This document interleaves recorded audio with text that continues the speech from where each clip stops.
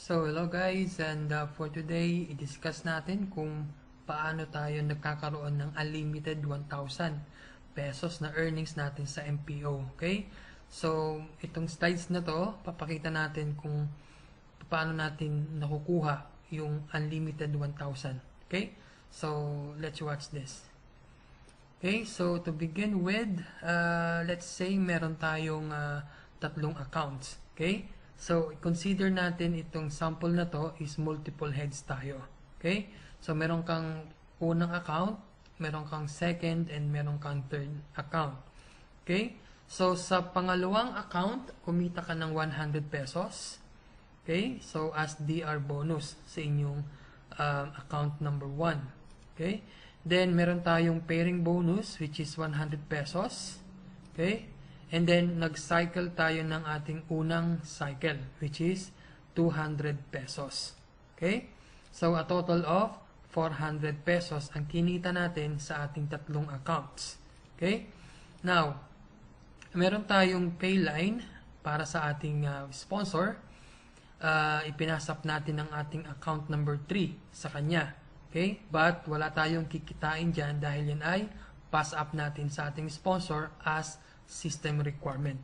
Okay? So, this is our pay line. Okay? Let's say, for example, meron tayong na-invite na direct referral. Okay? So, i-connect natin yan sa ating pay line. Okay? So, ito yung ating unang DR. Okay?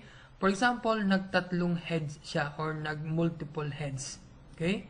So, sa unang DR natin, kumita tayo ng 400 pesos as direct referral bonus. So, pupunta yan sa ating pay line. Okay? So, meron tayong DR bonus sa ating unang account o sa ating unang direct referral. Okay? What if nagkaroon siya or nag-invite din siya ng dalawang friends? Okay? So, si direct referral 1 at direct referral number 2 ng ating unang direct referral. Now, nag-cycle si direct referral A. Okay, so ito naman ang ating magiging second cycle bonus, which is 400 pesos. Okay, so yan ang kinita natin sa ating unang direct referral na nag-multiple heads. Okay, as a system requirement, ipapass up naman ni direct referral A ang kanyang pangalawang account, okay, sa ating pay line, since connected sila sa ating account. Okay? So, dito, meron tayong pass-up bonus na 200 pesos. Okay? So, dito, kumita tayo ng 1,000 pesos. Ito yung sinasabi natin na kikita tayo ng 1,000 pesos once na nagkaroon ng multiple heads ang ating mga DR. Okay? So, dito maliwanag, pinapakita natin na 400 pesos as DR bonus. Okay? 400 pesos para sa ating second cycle since multiple heads ang ating unang direct referral plus 200 pesos dahil ipinas up niya ang kanyang pangalawang account sa ating pay line. Okay? So, a total of 1,000 pesos. Okay. Next is ang ating pangalawang direct referral. Nagkaroon din siya ng tatlong heads or kumuha rin siya ng multiple heads. Okay, so meron ulit tayong kita dyan na 400 pesos. So, gaya ng ating unang DR. Okay, kumuha din siya ng dalawang referrals niya. Okay, nag-cycle.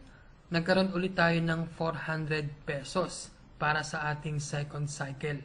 Sa ating pangalawang direct referral. Okay, and then ipapasa ulit ang kanyang pangalawang DR as a system requirement and kikita ulit tayo ng 200 pesos. So, that is a total again of 1,000 pesos.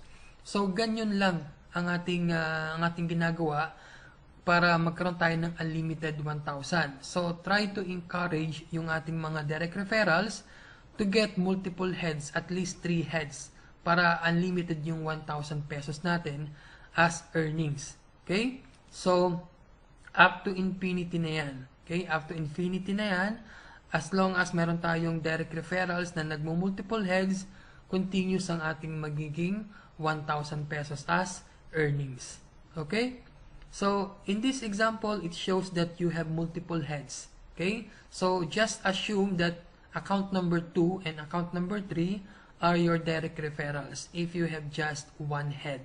Okay? So, kung single account ka lang, okay? So, kukuha ka ng dalawang direct referral and then magsa-cycle ka, okay? And then encourage mo na yung mga susunod na mag-multiple heads para magkaroon ka ng unlimited 1,000 pesos. Okay? So, ito yung ating demonstration kung paano tayo magkaroon ng unlimited 1,000 earnings sa ating MPO account. Okay? So, that's all and have a good day. Bye-bye!